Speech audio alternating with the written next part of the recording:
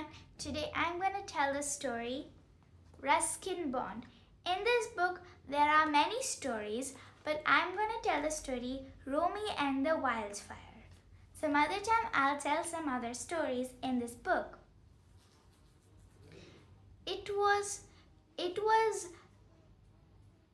Romy was in Prem's house. It was evening. Prem looked out of the window when Romy was about to leave. He said, "Romy, there looks like there's a wildfire. Wildfire means a forest fire. I think you should stay at my house for the night." Romy said, "Nah, I've got these pills to give to my father. I'll see you tomorrow." "Okay then," said Prem, "but you'd better hurry." Romy got on his bicycle and started pedaling. He had only recently received the bicycle. It was new. His father was a wealthy sugarcane farmer, and Romy's school in his own village he had finished all of the grades in his school. Now, in order to study in the senior grades, he would have to cross the forest to go to the other village where he could study in his grade. And so he started pedaling. His father was having back pain, and the pills were prepared especially from the local herbs. And upon receiving a fine bicycle, Romy found that the least he could do was to get those pills to his father in time. He would have as well stayed at Prem's house if it wasn't for the pills. He started pedaling harder because there was a slope he had to cross. The slope was very hard, but he knew it was worth it. A stray dog from the village was chasing behind him, barking. Romy was encouraging the dog to a race. He let his bicycle glide down the slope. This was the most favorite part of their ride back home or back to school.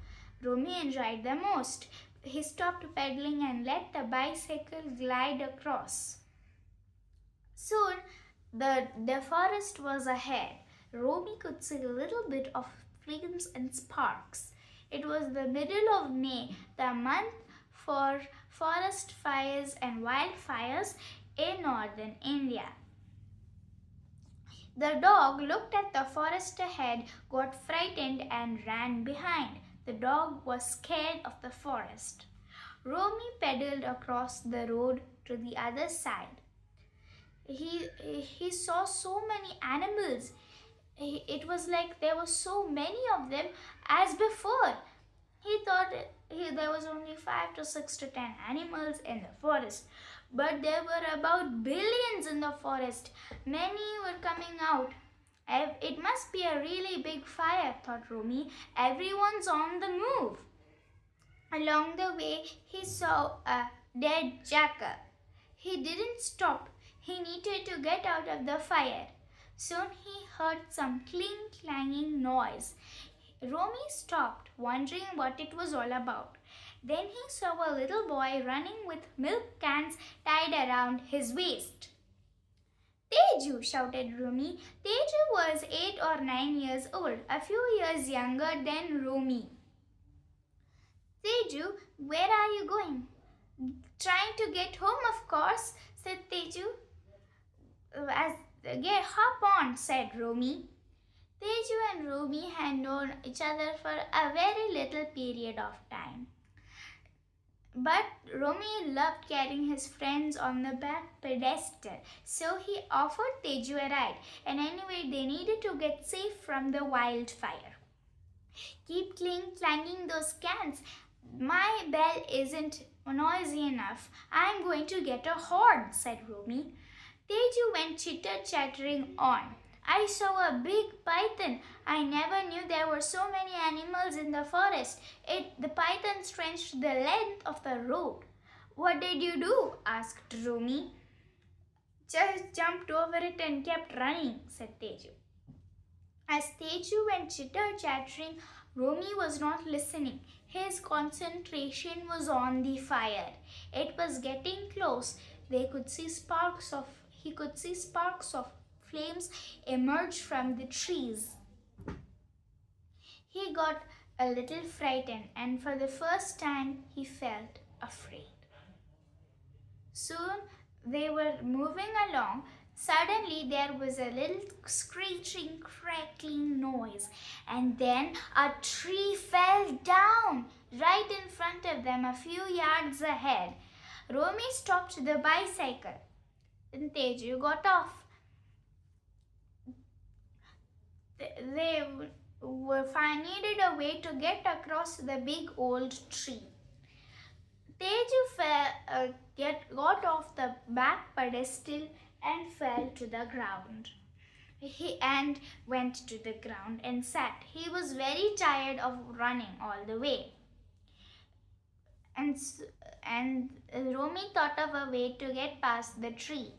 They pushed the bicycle into the bushes and brambles out of the road, and then soon a few meters ahead of the tree, they pushed the bicycle back on the road again.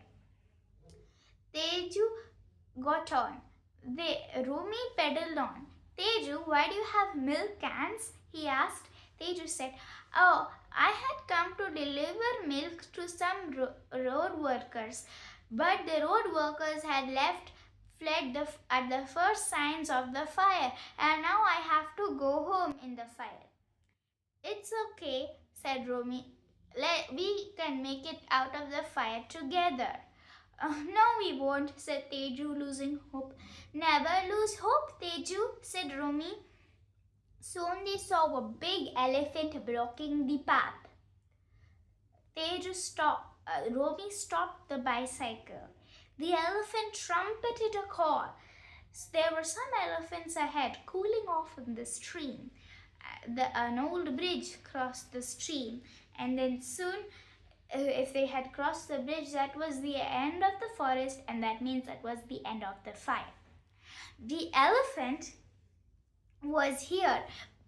He trumpeted a call. Another elephant, the leader of the herd of elephants, replied with another trumpeting trumpet.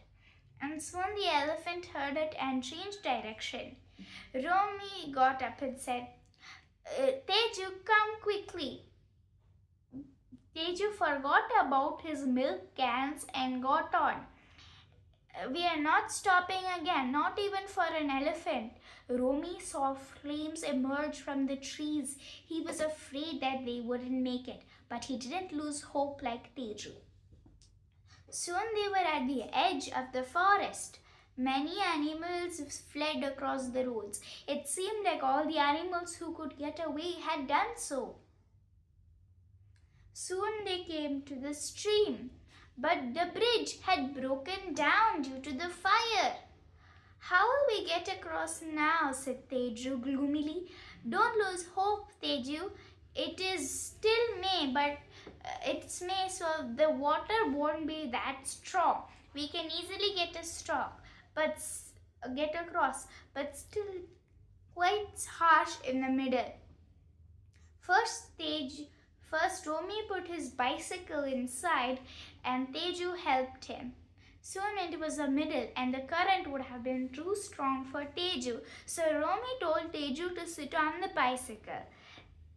Teju sat on it, and Romy kicked off his shoes, knowing that they would be lost, and let his feet grip onto the smooth boulders under the water. And he pushed the bicycle across.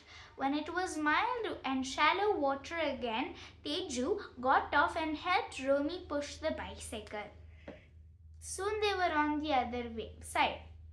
Romy and Teju began to rest on the soft, cool water. Along the way, when they were in the water, Teju said, "It's so cold. I am drowning." "Don't be scared, Teju. It's only knee deep." And so Romy had told Teju to sit on the middle. "Do you want to go back and warm yourself?" asked Romy. Some people are never satisfied. Teju was just in the boiling hot fire in the forest.